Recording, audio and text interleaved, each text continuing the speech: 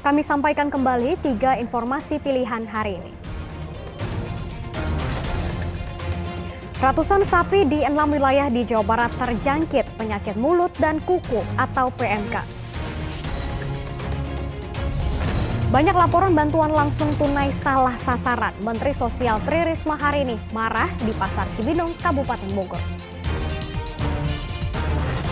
Warga Kota Bandung menyambut baik pelonggaran aturan melepas masker di luar ruangan yang disampaikan Presiden Joko Widodo.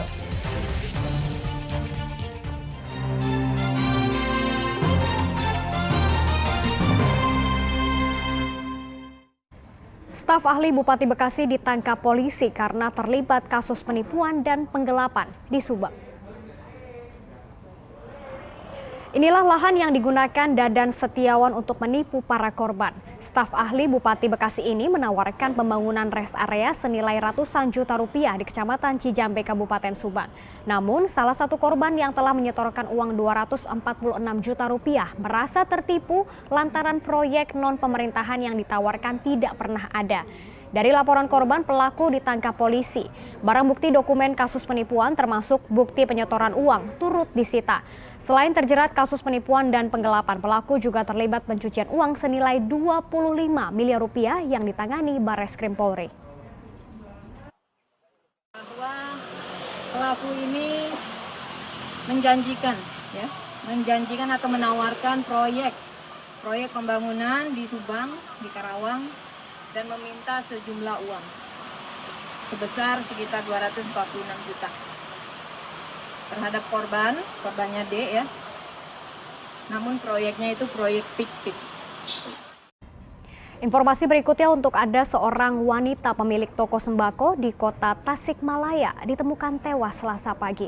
Ada luka sayatan pada tubuh korban dan ponsel miliknya raib. Di belakang etalase toko, jasad Julia alias Juju Juwariah ditemukan bersimbah darah Selasa pagi. Usai menerima laporan, polisi segera mendatangi lokasi penemuan mayat.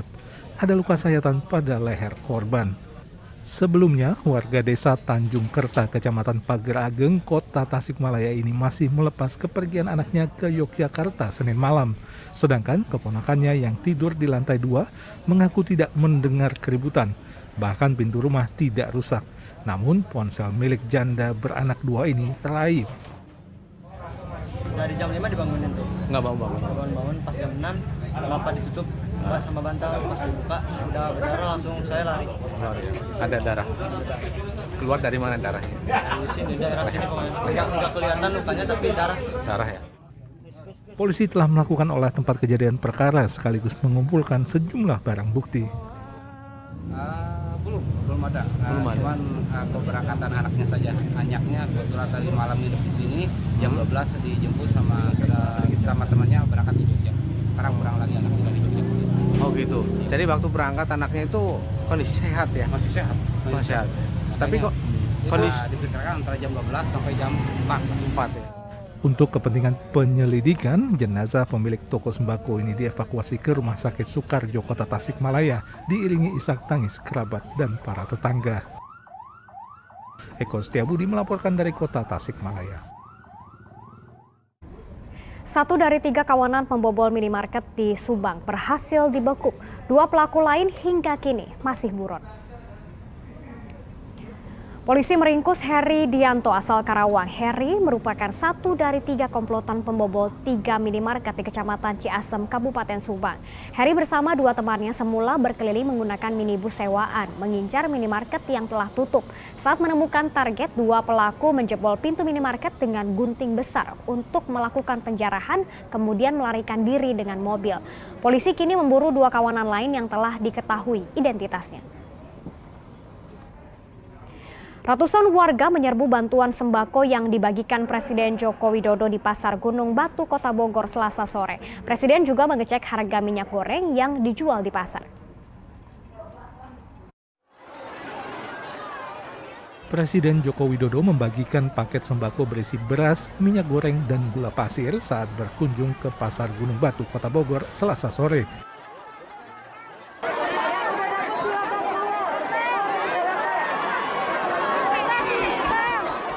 Kedatangan Jokowi memicu warga berebut hingga rela berdesakan maupun saling dorong.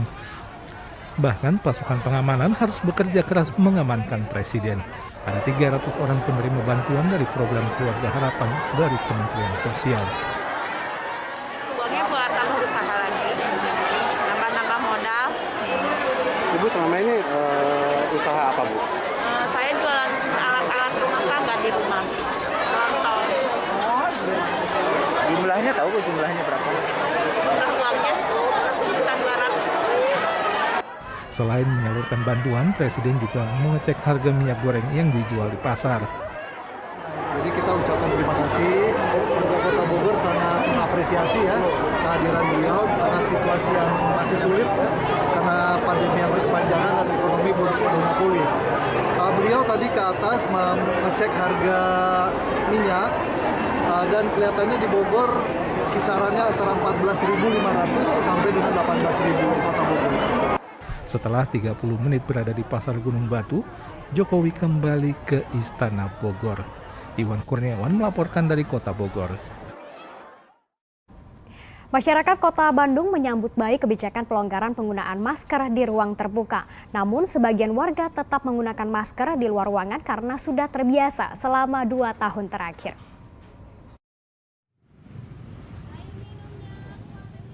Masyarakat Kota Bandung menyambut baik aturan pelonggaran penggunaan masker yang disampaikan oleh Presiden. Kini warga yang beraktivitas di luar ruangan dibolehkan melepas masker.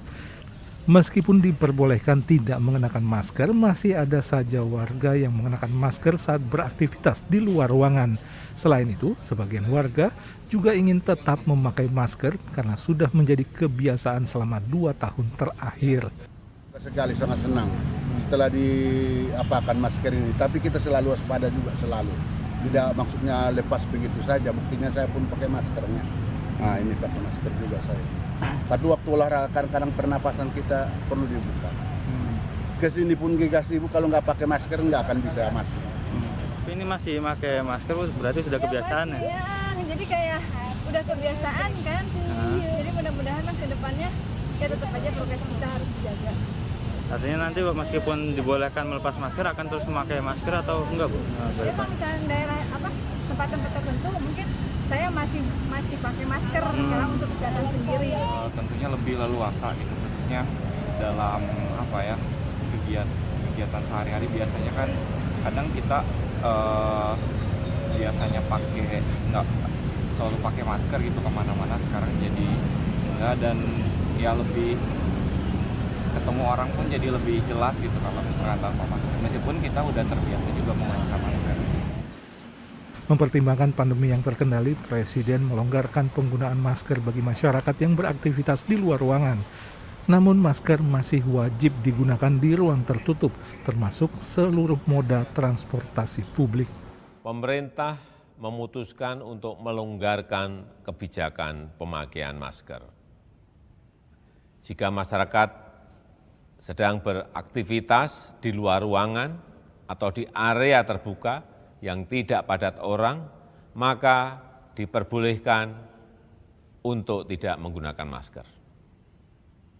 Namun untuk kegiatan di ruangan tertutup dan transportasi publik tetap harus menggunakan masker.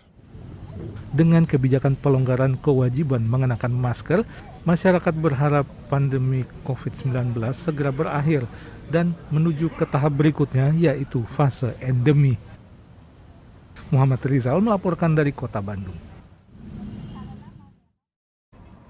Dan informasi tadi mengakhiri jumpa kita hari ini. Atas nama rekan yang bertugas, saya Janet Lee mengucapkan terima kasih atas kebersamaan Anda. Selamat beraktivitas dan sampai jumpa.